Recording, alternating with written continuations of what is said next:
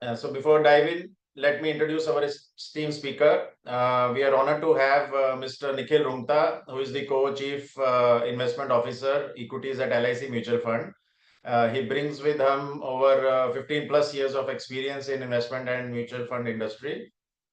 He has an impressive track record in fund management. Prior to his role at LIC, he has served as co-fund manager at Nippon India Flexi Cap Fund, and he's also worked with Bajaj Alliance and Research Head and with Standard Chartered. Now at LIC Mutual Fund, he is managing quite funds. I think multi-asset, flexi cap, large cap, and conservative hybrid fund. With his deep understanding of market dynamics and investment strategies, Mr. Rungta is here today to share invaluable insights on understanding the market trends and future outlook. Now, following his session, we'll have a question and answer round. You can feel free to drop in your questions in the chat, and we will address them towards the end. So, I think we have 42 participants. Okay. So fine, without further delay, let's all welcome Mr. Nikhil Rungta to take us through today's insightful session. Welcome, Mr. Rungta, and thank you very much for giving us the time. And so let me start the discussion with markets, and then we can come down to the funds and sectors. So the talk of the town, everybody knows, is Donald Trump and his reciprocal tariffs. And so just wanted to ask, what is your feel about this US tariffs, and how much impact do you see on India's GDP, and how do you think, it will impact our markets over let's say 1 or 2 years? Because see, long term, we all know India's story is good, but if you can just give us a medium term outlook, and that will be great. And also, which sectors do you think will have a positive impact, and where we will see pain going ahead? Over to you, Nikhil. Thank you, Rajnish ji, and good afternoon to you and your viewers.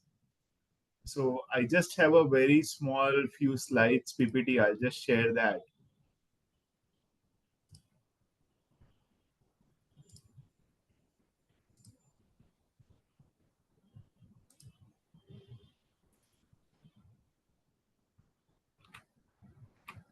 This is visible, right? Yes. Just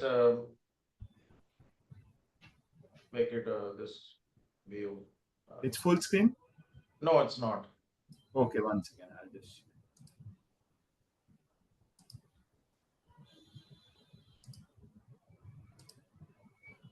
This is fine? Yes. Perfect. So thank you everyone to be here today. As Rajnish ji pointed out, the talk of the town is President Donald Trump and his tariffs today. But I'll give you very quick one or two snippet of what exactly is going on in the market. So this is Marilyn Monroe. She was a very famous actress of 1960s in US. And this was her quote: "I'm selfish, impatient, and a little insecure. I make mistakes. I'm out of control and at times hard to handle. But if you can't handle me at my worst, then you sure as hell don't deserve me to be at my best." So this is what our market today is. And the heading which I have given to this is volatility. And that is what market is. Last 6 months, last 3 months, what we have seen is this thing only. In the month of March, again, we saw a good rebound across the board. We started feeling that the bottom is behind. Probably yes. I don't know whether we are the bottom is behind, but probably yes. So see, this volatility will continue, and this volatility will continue because of President Trump and his tariff and negotiation take place. Question comes, till when will this volatility continue? I'll say that it's not a short-term phenomena. It's a medium to long-term phenomena. Volatility is a feature, is a characteristic of the market. Until the time President Trump is sitting on that chair, this will continue because every second or third day we might see some or the other tweets coming in from his side, and that will basically keep our market volatile. The next slide is of late Sri Jhunjhunwala ji. This is his quote. Some years we earn returns, some year we earn units. If you don't have enough units, just return won't help. Collect unit, cut cakes when you get more units. See, this is a very practical example in your and my life as well. Say, sometimes we buy 10 units of a particular script. That script goes up by 10 or 15%. We are happy, but we think, boss, I just have 10 units of that script. If I would have had 50 or 100 units, it would have been much better. Maza aa jata. Same thing. Right now, NAVs are down. Better to collect more units by putting in more money today because market is down.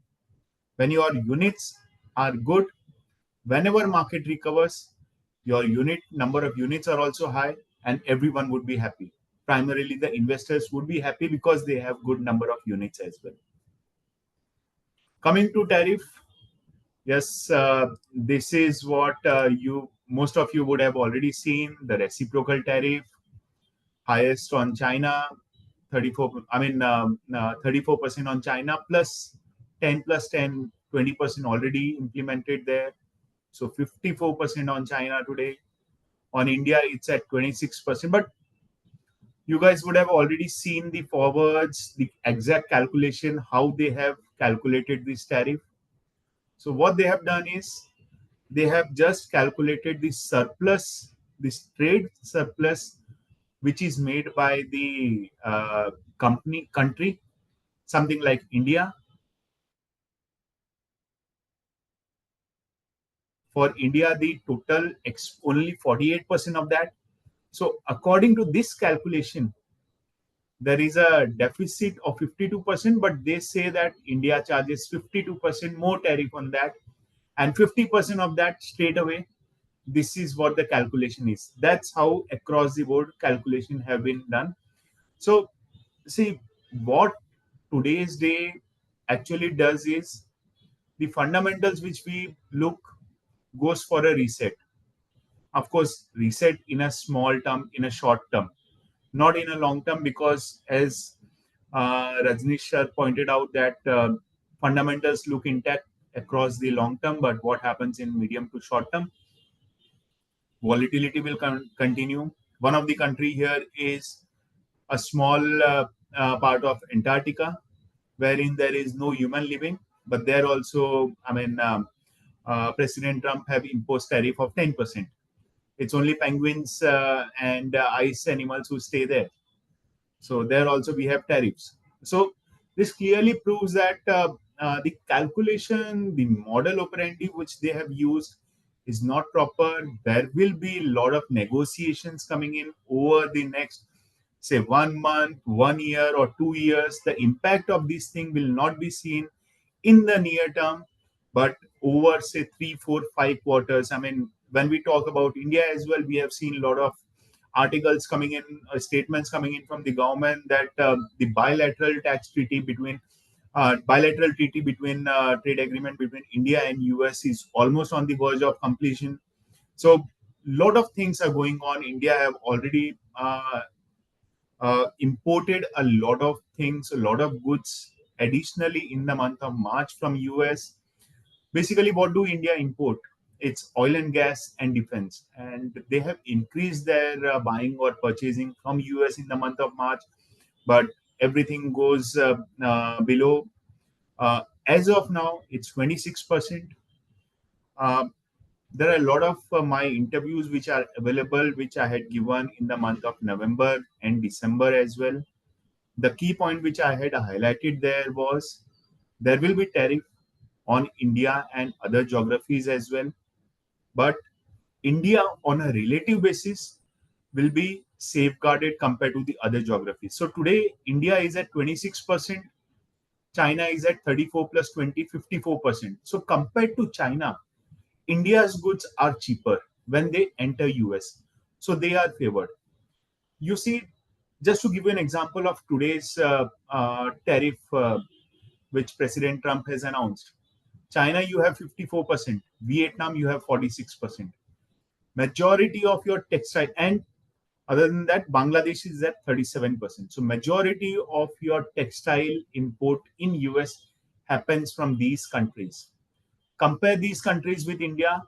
India is in a better position relative to its peer, and that's what we saw in the market today. There was a spike up across the board in textile stocks in India. Probably we might continue to see that over next few days as well. So that has been good. The textile, I mean, on the face of it, it feels that it's negative for India, but actually it's positive because our volume increases for US, and that's a big game. That is what we are trying to say here. So things will evolve. It's very dynamic. We'll understand. We'll come to know when more details come out. I mean, auto parts are there, but what exactly are included in auto parts? Still, we are not sure. So, a lot of ifs and buts are there in this tariff policy. Lot of to and fro will happen. Uh, on and off, on and off. Many tweets will come that we have imposed so much tweet on this particular country. The next day, we are postponing that. Then again, new tariff. Then again, postponing. So these things will continue to see at least for next 3 or 6 odd months. And see what happens is this has been announced by US, but what they have not taken into account is whether the other countries will retaliate by imposing tariffs. What happens because of that? Your goods coming in US increase. I mean, the cost of goods coming into US increases. That leads to your inflation, and that's lead to your growth or rate cut not happening or growth coming down. And since the cost of goods across the globe increases, what happens is your trade between the global countries comes down drastically. Similar thing which we saw, I mean, similar thing we saw in 1930. So what happened is during that time we had Smoot-Hawley Tariff Act of 1930.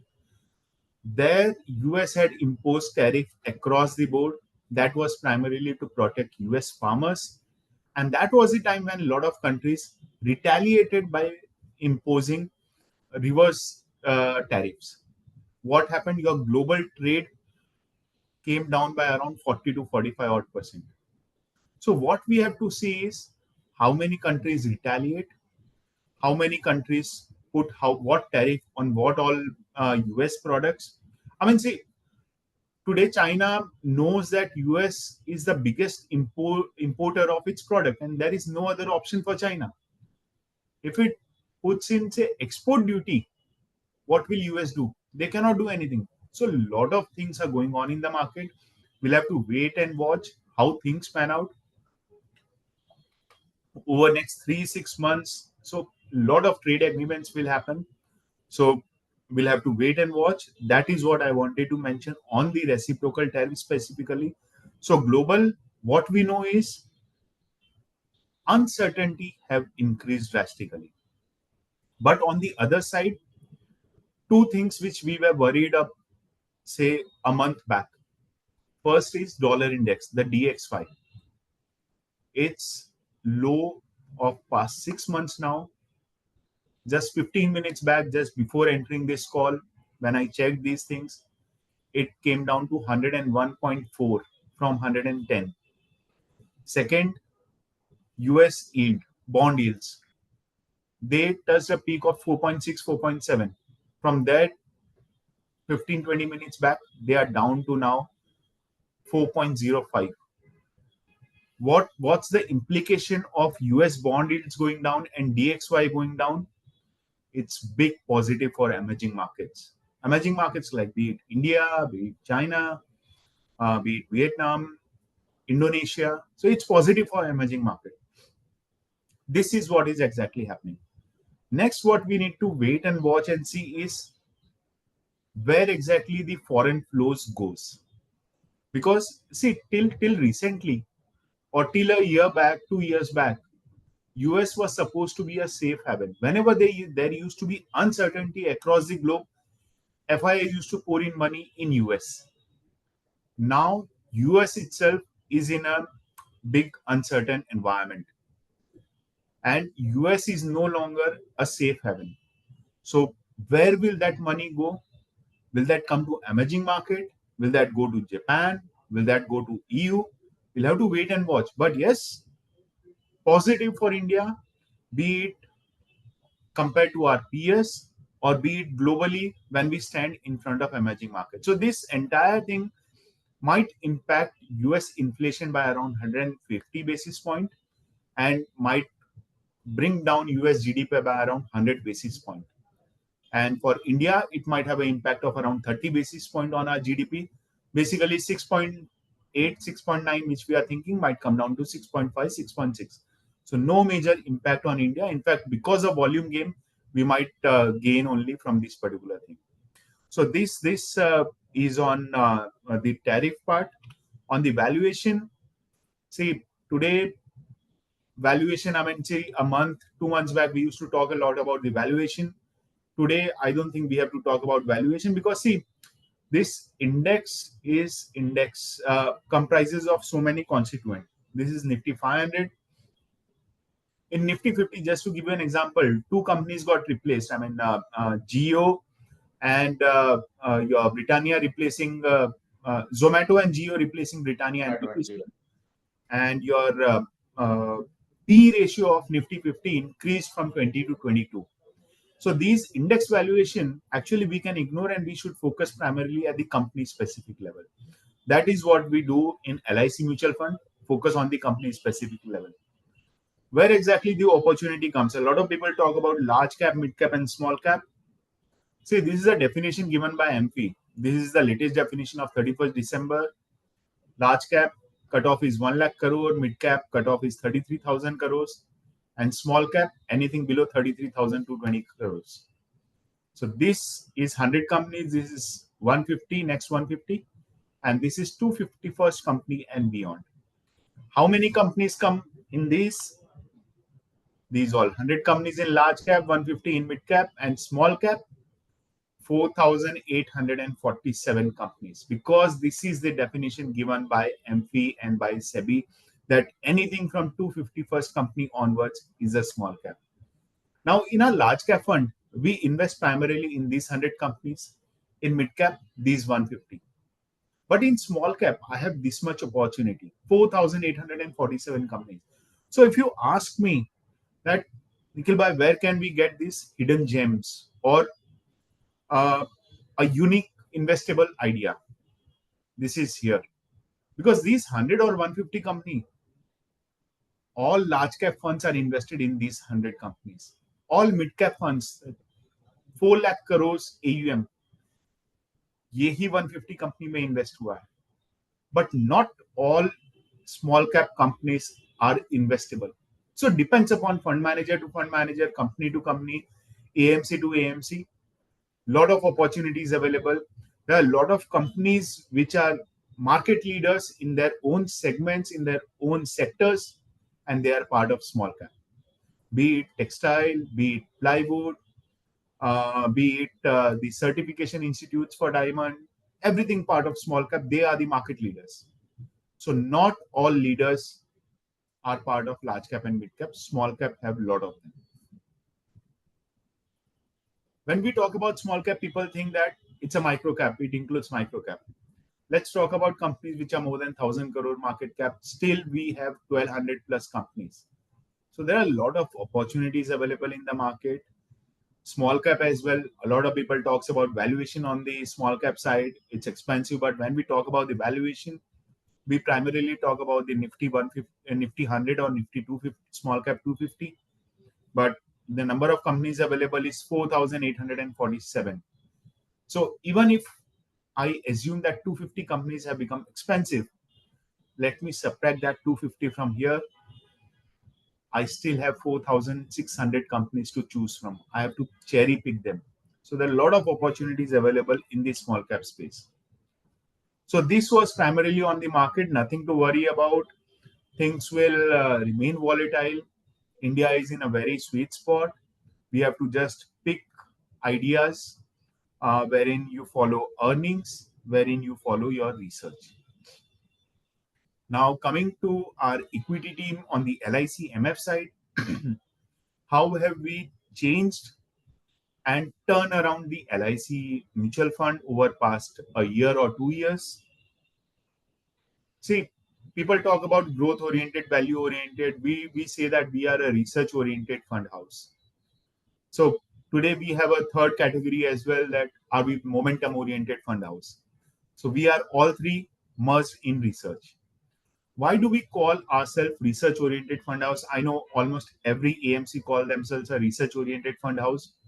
I'll give you three unique reasons why we LIC MF call ourselves a research oriented fund house.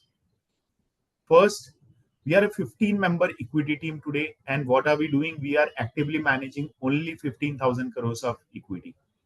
So if you look at per equity team member, our active equity is just 1,000 crores. That's lowest in the industry. Today in the industry, we have mutual fund houses wherein your equity team is a 15-member team and they are managing couple of lakhs of crores of equity. We are managing just 15,000, and it's good for us because since our AUM is less, we can devote a lot of time to our research process. If AUM is high, we have less time for research. AUM is less, we have more time for research. And this team, it's not that we are LIC MF, so we are a PSU. This team have been hired primarily from the private sector. I mean, just to talk about my team, I mean, I joined from Nippon MF, wherein I was a small cap specialist and I was also managing flexi cap fund for Nippon. My team, they have joined from iPrudent MF, Tata MF, Tata AIA, Nuama, 361, JMMF. So this is a type of hiring which we have done. Second unique reason, everyone from top to bottom, from CIO to associate is part of research. I as Co-CIO, I also cover a couple of stock as research analyst. Why do we do that? Two reasons.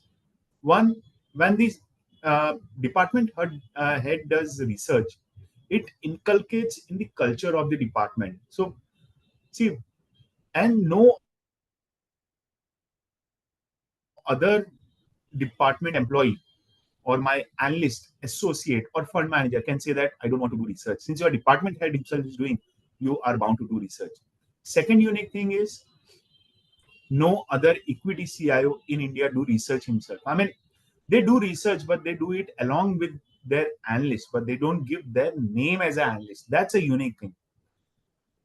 Third unique thing which we have in our fund house, in our equity team, is the average experience of this team is around 15 years, amongst the highest in the industry.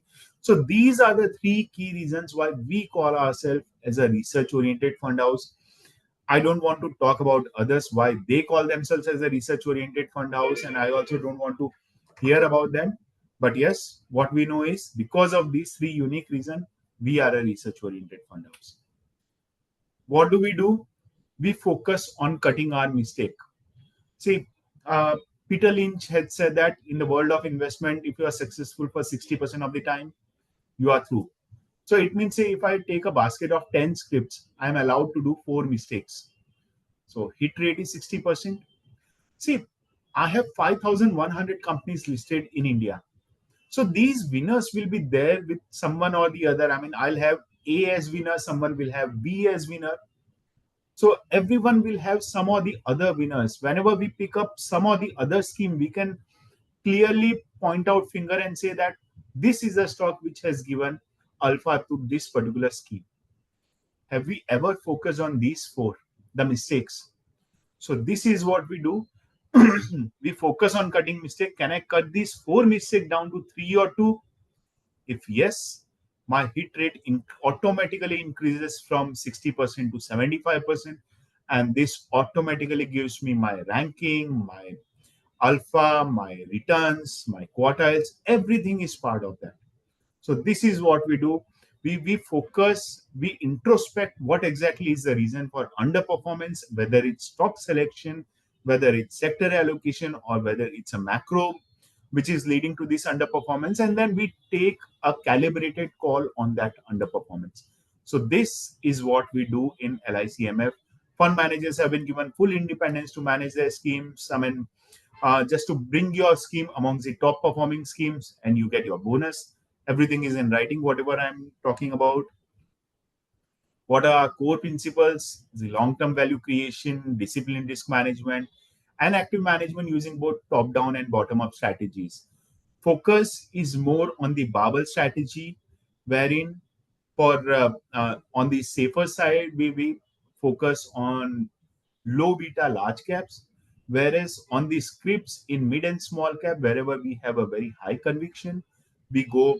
We try to play that with position sizing, and that is what has helped us LIC MF in the past couple of years, and that is what is helping us now as well. In our research, we calculated all these things that tariffs comes on the nearby countries and which sectors might benefit. Textile was one of the answer which we were getting.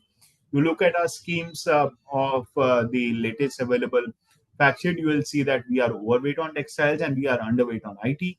So that is what has happened after Trump's announcement of tariff as well. Portfolio positioning, as I mentioned, strategic allocation, stock selection criteria. We have 37 different criterias which we use for selecting a stock. And tactical adjustments are also there if there is some changes in the market trends which is happening. What is our commitment to investors? Commitment to excellence, client-centric, transparency, long-term partnership. But this last one I want to touch upon, continuous improvement. We are always evolving our strategies to stay ahead in the market. No matter any particular strategy or any particular input comes to me from a friend or foe, if it's good for my team, if it's good for my unit holders, if it's good for my investors, I don't mind, I'll implement that. So continuous improvement is the motto which we follow here, be it on the process side or be it on the stock selection side. So this was primarily from my side. Just last thing here, a lot of our schemes are primarily in Q1, Q2 have been performing very well in the past couple of years. And that's, as I told you, is the result of the barbell strategy.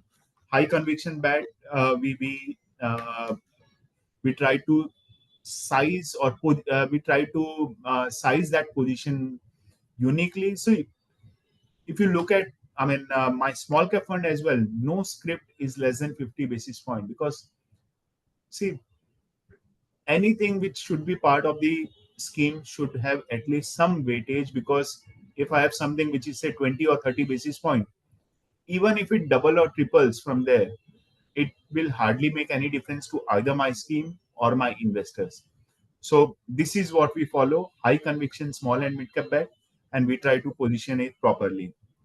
Last but not the least, on this market outlook on the Trump tariff side, see, India's fixed capital formation today, or CY24, was $1.16 trillion.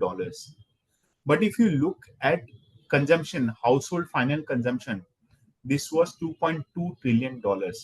So we are consuming double of what we are spending, double of what we are spending on capexes by imports. So even if we start manufacturing what we consume in house, we don't have to look outward. So this tariff thing will lead to deglobalization, and few sectors help India as well. That is how we stand as of now, in a very unique situation, good situation compared to our peers. We are not only a big manufacturer, coming up as a big manufacturer, but India is a big consumer as well, consuming double of what we are spending on the capex. So start looking inward is what we are targeting as of now.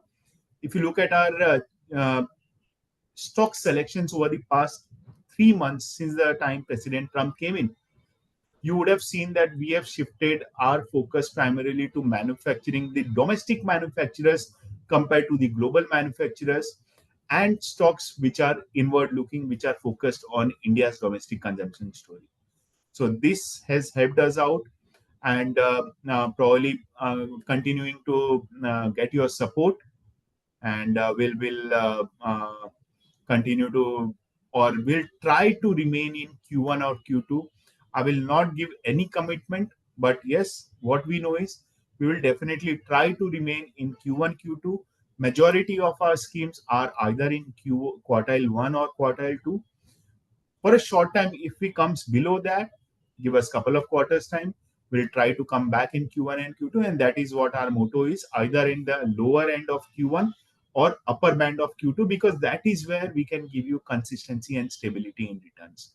We don't want to be number one. We are not in that rat race that we want to be number one scheme in that particular criteria.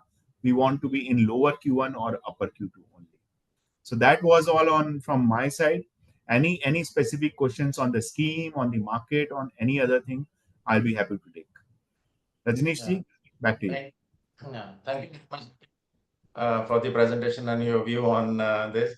I think a lot of investors, were worried with these tariffs, and if we saw the reverse happened, again in the market today, everybody was expecting a big drawdown in the markets. But as you rightly said, some sectors really reversed. And I was really shocked to see it. I mean, textile stocks like the closing I saw before the meeting, Vardhaman Textile, 20% up. And I said, what is this happening? Markets are down and stocks are moving up. Whereas just 3-4 days back, everybody was saying, textile is negative. So Nikhil, what other sectors do you think are going to impact positively? One is, I think, domestic consumption, as you said. So in export, I think textiles. And what other sectors do you feel will impact positively? See, things are evolving as of now. We are ourselves not sure what exactly will come in. Just to give an example, on the pharma sector, that has been exempt, but there is a clear-cut one statement that Section 232 is applicable to pharma. That means that they will do calculations that what exactly is the impact of putting tariff on the import of pharma in US. Post that they will implement tariffs on pharma, if any. Last year they did this 232 calculations, and that was primarily focusing on 5 CRDMO players from China. And if similar thing comes in there, and if it's imposed only on those players, India's CDMO players will get a boost. So things are actually evolving. As I mentioned, we are not sure what all auto parts are included in this tariff as of now. So if a country is included, is there additional tariff on that particular industry as well? What exactly is happening? We don't know. So it's evolving, but what we know is one thing which I forgot to mention is, since past 3 months, we were talking about tariff might come, a tariff day is coming nearby. Something like शेर आया बस आके चला गया अभी. What we know is nothing could be worse than it. So what 26% have come in, and for that what he has taken is a different type of calculation which is no longer relevant. Something like in textile. See, man, if this 26% is across the board, same 26% for all sectors, then man-made textiles are being taxed at tariff of 30% in US. So it's good for them. Now they will be taxed at 26%. Oh. So we need to wait and watch what exactly they come out in the detailed description, how exactly things pan out. On the pharma side, just to give you a brief, I mean, lot of these generic products which gets exported from India to US, Indian companies are EBITDA negative on that. And why do they supply at the operating margin? They are negative. They bear losses, Indian companies. Why do they do that? Because they get benefited by supplying few higher end products. So that is how they used to justify the loss-making product to be sent to US. If there is a tariff on that, they will stop doing that. And if they stop doing that, their EBITDA margin moves up, because your loss-making products moves out of your P&L. Yeah, right. So So a lot of even things are there. I feel even with these tariffs, if the medicines become expensive, so there will be a lot of I think CDMO opportunities also that would flow back to India. And Yes, plus, as you said that China, is 34 plus 20. So Vietnam, China, whichever countries are above India, so whatever they are exporting, their prices will be high. So that opportunity will come to India. correct, correct. And I think the they're also planning some trade agreements with UK and US. So things should look better. Yes, And most of the things I think are already priced in the market, unless he gives us true. more surprises. No, majority of the things, see, it was the same thing since past 3 months, 3.5 months. We were waiting for this day, and this day has come. What next? Yeah, what next? And Good part so is US is no longer a safe haven. So where will that money go? I mean, today morning itself, we saw statements coming in from majority of the presidents and prime ministers across the globe. 17% of the market cap of US is investment by European Union countries.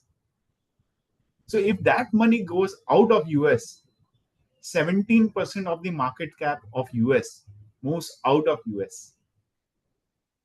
So lot of things, lot of ifs and buts, things will move to and fro. This was just the base thing which has come in, that what also he has mentioned that this is a peak tariff, and this might reduce over the negotiation over next few months. sure, sure. Even the dollar index, if you see, has crashed today. So that I think should benefit India and Yes, the FII monies. I think if US is going into recession, then the FII money will have to flow where there is growth. So even if correct. we get hit, I think that will be what 50 basis points is what some guys are predicting. So I think still the money should come back. See, for India as a fundamental country, I mean, fundamentals of India as a country is very strong. Your inflation is low. Your GDP numbers are good. Your fiscal deficit is under control as of now. Your regulatory changes have been very good, be it on from the RBI side, be it from the SEBI side. Everything is on track for India. I mean, you look at the liquidity which has been given by RBI since past Yeah. 3 4 months, significant, significant. So lot of fun, I mean, improvement in the fundamentals of the economy. You talk about the tax benefit with a limit of 12 lakhs in the budget. That's another benefit which will have a good impact or positive impact on the consumption as well. So lot of at the macro level, India level, things are very good. Global, uncertain. True. Even the crude has come down. I think that is also beneficial to India. Okay. So, okay, I'll open the floor for questions. Anybody has any questions to ask, you can put in the chat and or we can give you, the mic. You can straight, ask the questions. You can raise your hand. Okay, I have one question from Dia. Being a mutual fund investor, how should we safeguard our portfolio against tariff-driven inflation and rising interest rates? Interest rates, I feel, should come down, right, with this liquidity now. What's your view? Yes. So for India specifically, interest rate cycle will come down. We have already seen the first rate cut in the month of March. We are expecting another one from RBI next week. Overall, we are expecting, say, a couple of rate cuts in this calendar year. So, rate cuts have started in India. That should boost your capex and consumption as well. So, things are improving. If you talk about the rate cut cycle for US, I doubt that might happen, at least in the near term, because of uncertainty prevailing there.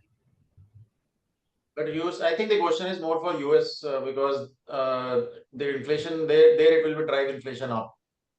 So they'll have to wait and watch how these things pan out and pose that, because Fed has also taken a decent stance that till the time this uncertainty is there, probably they might not go for rate cuts.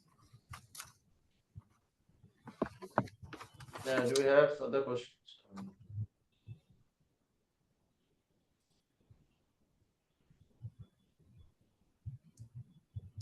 There's another one. What is your view on the IT sector after this tariff rise? Because all the most of these stocks were down today. So three things. First, in our portfolio, we are underweight IT. Second, good part is there is no direct impact on IT, no direct tariffs on the services and IT. Third, bad part is around 70 to 80% of exposure or revenue of IT comes from US. And since because of this tariff, if there is recession coming in US, then these type of spending will go down in US. That might lead to negative view for IT's growth, and hence we saw a big fall in the IT today. So till the time this uncertainty is there, we might not see big spending on the IT budget, at least in US as of now. Okay, another question. When will this uncertainty clear? I mean, how long should we wait for further investments in mutual funds if we want to do? By Amrit. See, for the mutual funds, uh, see, if you are looking for a foreign mutual fund investing across the board abroad, then probably till the time things get cleared. But if you look at India, I mean, uncertainty is there, but focus on the fund manager, uh, focus on your goals, align that with the funds, and invest there, because see, these are the opportunity if market is down. Yesterday, a lot of people sold their portfolio because there was uncertainty of this tariff. Today, you see our small cap index is itself is up 70 basis point. So people were thinking that we'll buy low today, market might fall 3-4%. There was nothing like that. Even on the large cap indices, we closed almost flattish, say 20-30 basis point down. So things might not impact as badly on India as it will be on the global. It's evolving, but when it evolves from these type of scenarios, we might not get a chance to enter. So for a mutual fund investor, it's always better to invest when you have money, because what maximum can happen, market might go down further by 5-7%. On an average, what we have seen is market gives you a return of 12 to 13% annually over a longer term horizon. So even if it goes down by 5-7% after you invested, that will be taken care of over the additional 6 months. But if you are not investing and market spikes up, what happens? You miss the rally. You are no longer part of that investment journey. So for us, what we recommend is whenever you have money, just put in there. I mean, see, for a conservative investor today, what we might suggest is, you if you have money, put that in a liquid scheme and do a systematic transfer plan STP over say 1 month or 2 months into equity schemes, so that things are taken care of. It's no longer in your hands. So whenever you have money, invest at that time. Don't wait for a proper time, because time in the market is more important than timing the market. Historical evidence have proven that around 80% of your returns come via asset allocation, around 15 to 16% by stock selection, and only around 2% by timing the market. So that hardly makes a difference over a longer term period. And there was just one chart which I had sent to Rajnish as well, that if we remove the top 5 days wherein index have performed very good over the past 20 years, Yeah. then your CAGR comes down from 12% to around 8 to 9 odd percent. So better to be part of the market and have those high return days than to be out of the market. So in short, what I want to put it is, stay invested through the cycles. Your noise will come and go, but time in the market beats timing the market. Trust the process, choose funds aligned with your goals, and be patient. Compounding reward the discipline. Yeah, Mr. Graham has said it right? Short run, the market is a voting machine. The long run, it's a weighing machine. So we Yes. have to think for long term. And anyways, markets have, seen a lot of correction and good valuations. And as you said, India's story still looks good.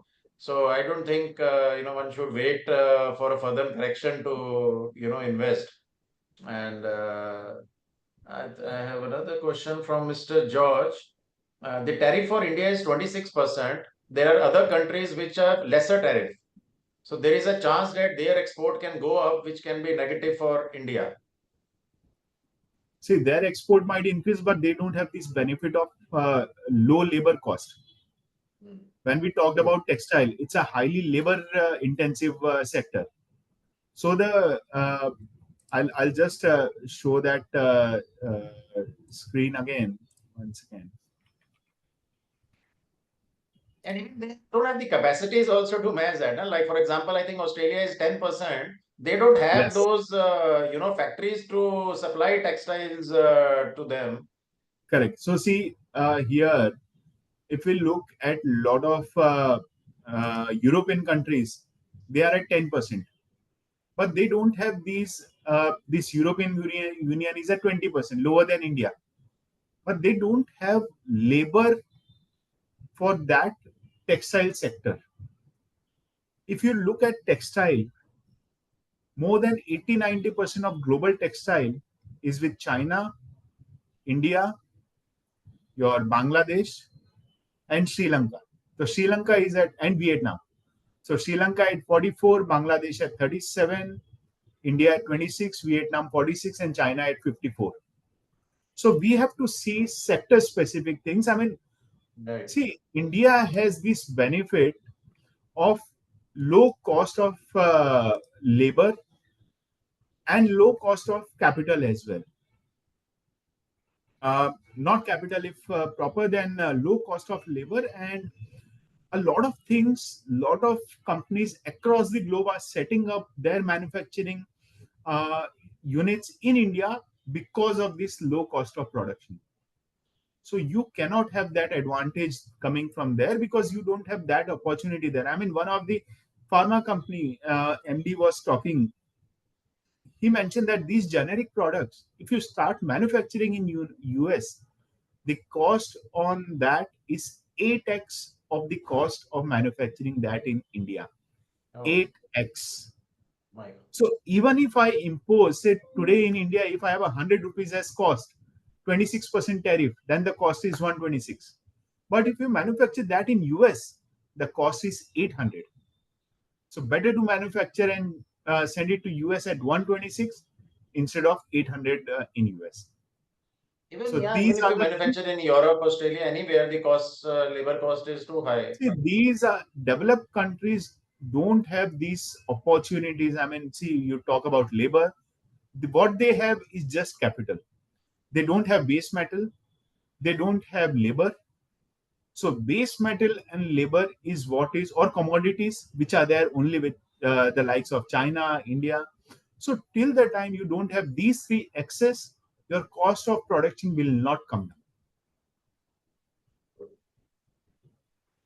Okay, I have a question. Are large cap funds a good option for a year or two after this correction, or would be better to stick to conservative hybrid funds or multi-asset? What is your view, currently? Or small cap or mid cap? Let's say you can cover all the sectors. Like in See, last, one I remember, 2 months, 3 months back, Jan, when your NFO had come, we were recommended our clients for multi-asset. And right now, if you see, I think it's some 5 to 6% alpha already in three correct. months. It's positive, whereas all the other funds are down. So your view on what type of funds now? See, first of all, we don't look at a very short term. Even for equity market in this type of uncertain environment, 1 to 2 years actually is a very short period of time. So first of all, for equity, you should give at least 5 years time horizon. But when you're near to your goal, I mean, see, if you have say 5, 7, or 10 years time horizon, you can very well go for a small cap because the CAGR return there is at around 17 to 18 odd percent. Once your goal nears, say, 3 year time horizon or 4 year time horizon, move that to your large or flexi type of thing.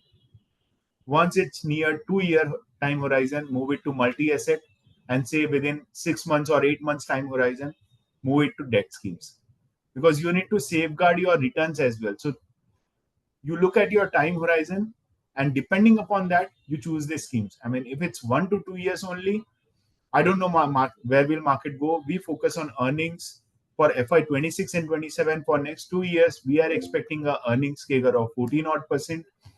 Market always follow earnings, but there could be volatility in near term, say 1 or 2 years. So at least 3 to 5 years time horizon for any equity scheme is what we recommend as of now.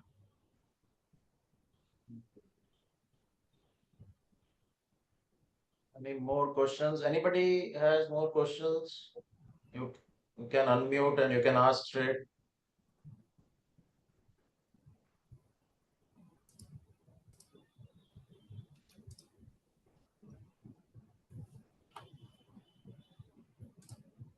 I think we don't.